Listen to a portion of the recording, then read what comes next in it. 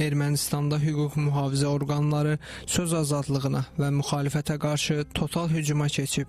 Newsam agentliyinin məlumatına görə güc strukturları Armat Media redaksiyasına reyd təşkil edib. Ölkədə səhər saatlarından başlayan kütləvi həbs dalğası siyasi elitanı sarsıdır. Keçmiş İqtidar Partiyasının vitse-sədri Armen Aşotyan, universitet rəhbərləri və keçmiş nazirlər başda olmaqla onlarla şəxs maliyyə fırıldıqları ittihamı ilə saxlanılıb. Keçmiş mer Qacik Beqlaryan barəsində həbs qətimkan tədbiri istənilib. Dövlət əmlakının idarə edilməsi idarəsinin keçmiş rəisi Arman Saakyan isə birbaşa seçki rüşvəti ittihamı ilə 2 aylıq barmaqlıqlar arxasına göndərilib. Ermənistan blokundan deputatlığa namizədlər də rüşvət verməkdə şübhəli bilinərək saxlanılanlar arasındadır.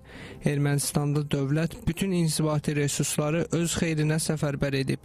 Regionlarda bir seçici səsini almaq üçün qiymət 10-25 dollar arasında dəyişir. Səs satın alma prosesində həm Qərb, həm də Rusiya maraqlıdır. Fərq yalnız valyutadadır. Avropa yerli QHT-lər vasitəsilə Ermənistana avro axıdır. Digər tərəf isə rubl mexanizmindən istifadə edir. Rusiya seçiciləri ölkəyə daşıyır, Ermənistan hakimiyyəti isə səs verməyə gələn bu vətəndaşları hava limanında birbaşa hərbi toplanışa cəlb edərək terror edir. Ermənistanda baş verən bu aşkar qanunsuzluqlar, rüşvətxorluq və xarici müdaxilələr fonunda ən maraqlı məqam Qərb institutlarının nümayiş etdirdiyi mütləq sükutdur. Demokratik prinsipləri rəhbər tutduğunu iddia edən beynəlxalq missiyalar Ermənistandakı bu mənzərəni görməzdən gəlir. Siyasi şərhçilər bunu Qərbin növbəti riyakarlığı və birtərəfli maraqları ilə izah edirlər.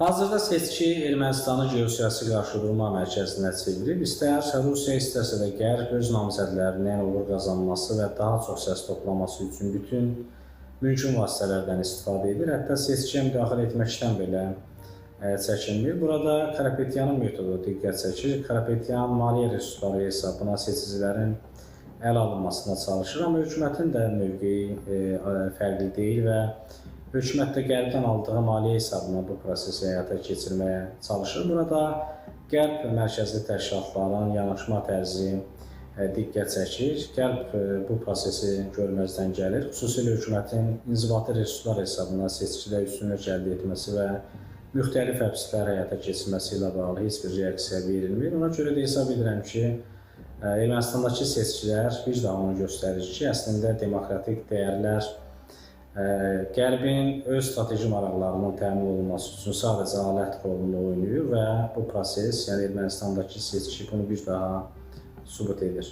Ermənistandakı mövcud vəziyyət beynəlxalq seçki tarixinə ən böyük rüsvayçılıqlardan biri kimi düşməkdədir. Burada həm açıq siyasi təzyiqlər, həm də xarici güclərin seçkiyə birbaşa müdaxiləsi var.